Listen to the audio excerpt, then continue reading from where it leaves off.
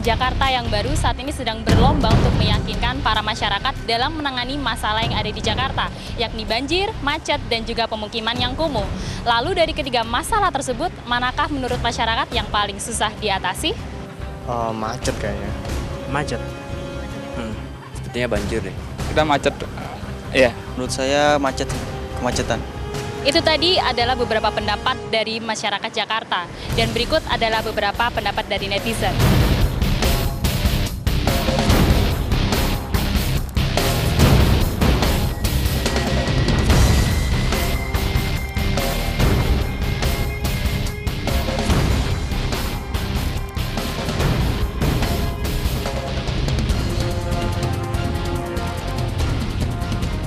Dan ternyata macet menjadi salah satu masalah yang sulit diatasi bagi masyarakat Jakarta. Dan siapapun yang terpilih menjadi pemimpin Jakarta yang baru nanti diharapkan mampu menyelesaikan masalah-masalah tersebut. Dari Jakarta, Vena Malinda, Andika Dwi Hantoro, MNC Media, melaporkan.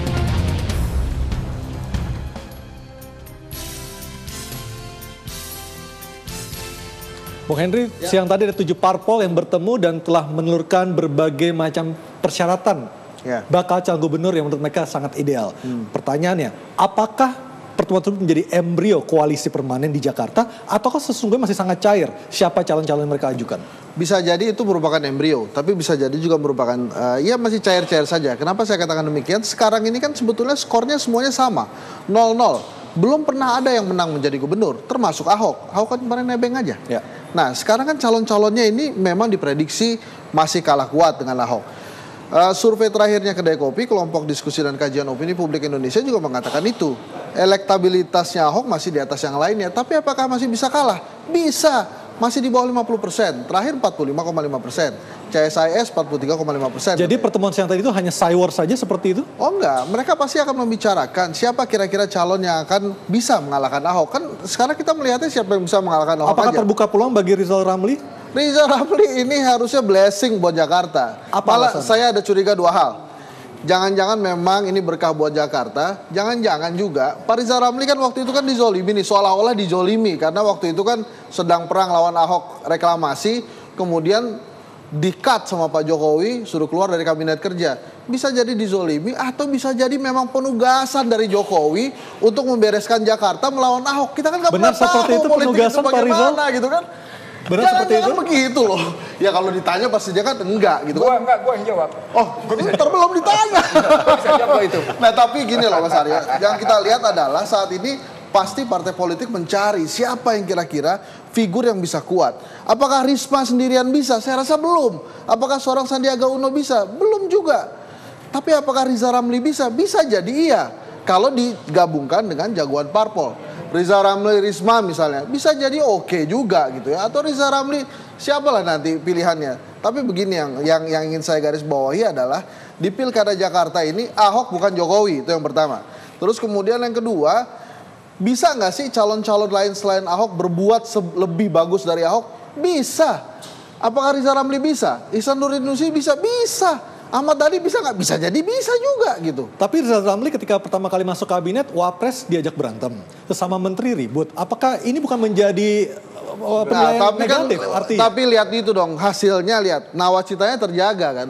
Dan Jokowi harus mengakui selama satu musim periode itu, selama ada Rizal Ramli di kabinet, dia aman bos. Nggak dikotak-atik. Gimana Bang Rizal?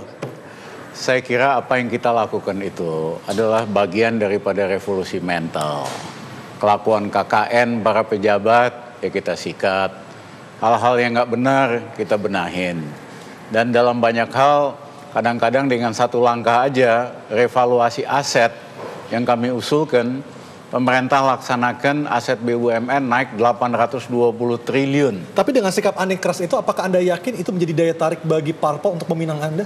Jakarta memerlukan pemimpin yang keras, yang sableng. Jangan-jangan ditugaskan bener ya Bang? Sama Jokowi memberesin Jakarta. Yang nekat, ya karena ini di sini banyak sekali segala macam. Ada singanya, ada buayanya. Kalau pemimpinnya kurang sableng, kurang nekat, ya susah mengendalikan Jakarta. Jadi itu jualan Anda kepada parpol yang ingin meminang Anda? Saya kira sederhana, apakah mau mempertahankan kepemimpinan sekarang yang banyak menyakitkan hati rakyat biasa, atau ingin kepemimpinan baru yang lebih kuat, yang punya visi untuk menyelesaikan masalah DKI. Dan kami terima kasih kepada Pak Jokowi memberikan kami kesempatan untuk ikut berlomba di Jakarta. Memberikan kesempatan, artinya Anda ditugaskan Jadi, benar? dengan saya di reshuffle kan saya dikasih kesempatan buat maju di DKI. Bang Isan? Ya. Kalau situasi Jakarta mengindikasikan satu kinerja yang memburuk di level nasional.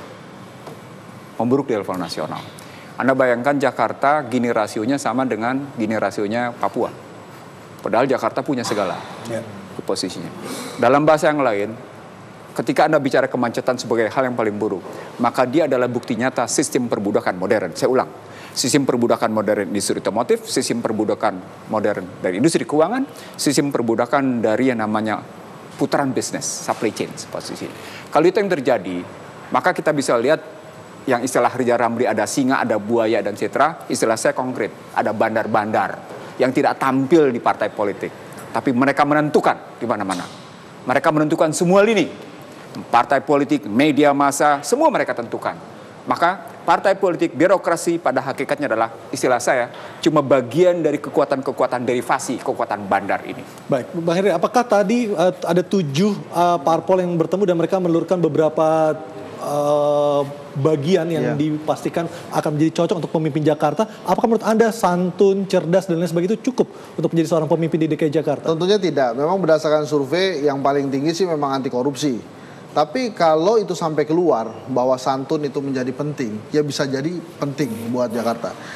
Tegas, ya. Jadi memang Mas jadi pemimpin ini kan sosok yang memang diidolakan. Jadi memang ya harus begitu. Apalagi ini gara-gara Pak Jokowi jadi presiden, pemilihan gubernur Jakarta ini udah kayak memilih presiden muda gitu, calon presiden. Jadi pada saat ini heboh-hebohnya, maka partai politik juga akan berkumpul, tidak ingin kelewatan nih barang yang begitu seksi ini di Jakarta, sehingga ya mereka akan menelurkan hal-hal yang paling cocok buat mereka. Mbak Betty, ada persyaratan minimal 22 kursi bagi partai politik untuk bisa mencalonkan calonnya. Betul. Dan sejauh ini hanya PDI Perjuangan yang bisa.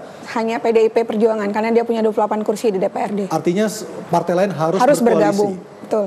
Paling cepat kapan dibuka untuk Kami pendaftaran? tanggal 21 September akan membuka pendaftaran calon untuk partai politik atau gabungan partai politik. Tanggal 21 September di kantor KPU DKI. Oke, Bang Rizal, waktunya semakin sedikit. Belum ada partai politik yang mendekati Anda? Dalam bidang politik, waktu ini lama sampai 21 September. Segala macam bisa terjadi. Yang penting kan partai politik ingin calon yang diajukan itu menang. Itu yang paling penting. Dan tinggal dilihatlah dari semua calon ini, siapa yang bisa mengalahkan yang perdana sekarang. Siapa yang punya visi yang bisa membawa Jakarta lebih maju dan lebih hebat. Saya kasihkan contoh sederhana. Kalau kita ke kampung-kampung di Jakarta, kasihan sekali. Rakyat di kampung beli air bersih pakai dirigen, harganya lebih mahal daripada di kota. Padahal dengan anggaran 72 triliun, itu bisa kok ngurusin air aja, masa nggak bisa air bersih buat rakyat. Ya, demikian juga dengan transportasi. Dan pendidikan. Guru sekarang gajinya udah lebih bagus, di atas 5 juta, tetapi kualitas pendidikan kita rata-rata masih rendah karena nggak ada kompetisi. Kita harus ubah di Jakarta supaya anak-anak itu asik berkompetisi. Kalau perlu dikasih hadiah beasiswa. Saya ingat dulu waktu SD ada lomba siapa yang bisa memecahkan masalah matematik boleh pulang duluan. Saya selalu bangga banget jam 10 bisa pulang, bisa selesaikan masalah matematik, padahal di rumah juga cuma tidur-tiduran, cuman senengnya luar biasa. Jadi konkretnya Anda mau Apalagi tawarkan kalau untuk membangun Jakarta seperti apa, Bang Rizal? Satu, kita sediakan air bersih. Karena air bersih itu sumber kesehatan. Masa di kampung-kampung bayar 2 kali lebih mahal. Yang kedua, transportasi publik. Jakarta ini semrawut sekali, tadi macet udah diselesaikan. Ada ide yang sekarang untuk bikin light train kereta api light LRT ini mahal banget. 1 kilometernya itu 500 miliar. Mungkin ini bukan cara yang paling bagus. Kita bikin aja MRT yang bawah Jakarta Selatan ke samping diputer 5 tahun ini bisa jadi. Ini jauh lebih indah Jakarta, ruang bawah tanahnya juga bisa dipakai. Jadi solusi yang ditawarkan oleh yang sekarang tentang light MRT ini bukan solusi yang paling optimal. Baik. Bang Henry, apakah gagasan atau ide dari Rizal Ramli tersebut bisa menggoda parpol untuk meminangnya? Saya rasa yang perlu digarisbawahi adalah tadi, parpol kan nggak pengen kalah juga.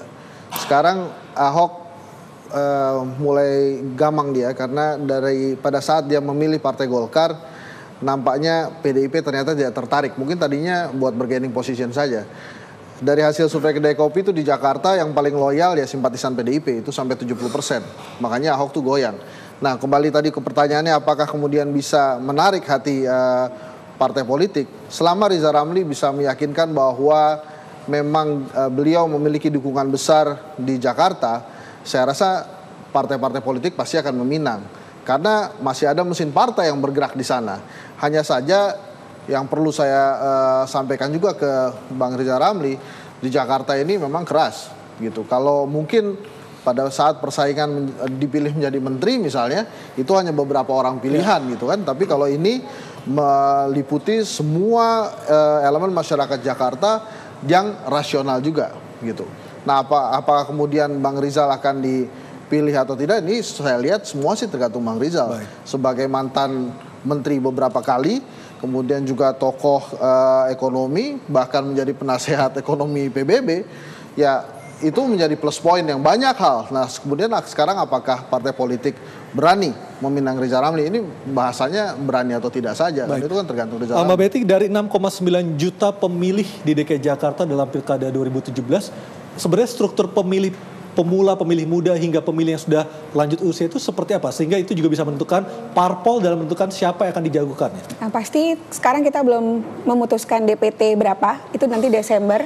Tapi kalau mau tahu gambarannya, waktu pemilu 2014, 11% pemilih pemula 17 sampai 22 tahun. 11% pemilih pemula. 17 sampai 22 tahun. Tapi pemilih kita 17 tahun sampai 30 tahun, kalau definisi orang muda kan di bawah 30 tahun, itu sekitar hampir 30%. Jadi sepertiga pemilih di pemilu 2014 itu yang berkategori anak muda, 30%. Dan sisanya adalah campuran. Beragam campuran. Artinya kalau kita berbicara soal pemilih muda, Mas Henry, apakah sosok Rizal Ramli ini cocok untuk mereka? Nah, karena mereka punya sepertiga dari total DPT. Sempat membuat trending Raja Wali ngepret, tapi itu sudah pernah dipakai. Nah, nanti kita tunggu apakah ada jurus kepretan lainnya yang bisa menggugah hati anak muda untuk juga mencontoh Rizal Ramli. Nah, ini kan menarik. Jawabannya sebenarnya kalau mau dilihat apakah Rizal Ramli bisa menjawab apa enggak, tergantung pada seberapa jauh Pemda DKI menyiapkan lapangan kerja. Hubungannya? Kalau Anda lihat fakta lapangan, pengangguran terbesar itu SMK, D3, dan SMA. Jadi Anda bayangkan, dan itu terjadi di DKI. Mereka yang lulusan D3, mereka yang lulusan SMK, mereka yang lulusan SMA, itu adalah jumlah pengangguran terbesar pada struktur pengangguran di Indonesia. Jakarta itu nampak di jalan raya. Bagaimana mereka yang lulusan D3, bagaimana mereka yang lulusan SMK, itu terseok-seok mencari pekerjaan. Itu berarti kinerja Jakarta, kinerja pemerintah pusat, Jakarta dan pemerintah pusat, itu betapa buruknya. Di mata anak muda. Di mata anak muda. Baik. Dan kalau calon DKI bisa memberikan jawaban konkret, membangun sebuah relasi antara lapangan kerja dengan kebutuhan kerja anak muda, dalam sikap bagaimana memperbaiki struktur ketimpangan, ini kan sekaligus memperbaiki struktur ketimpangan. Dan UMP, saya kira ini jawaban besar. 30% di tangan ya? Iya. Baik. Kita lanjutkan lagi, dan pemirsa Talk to Anyus akan segera kembali.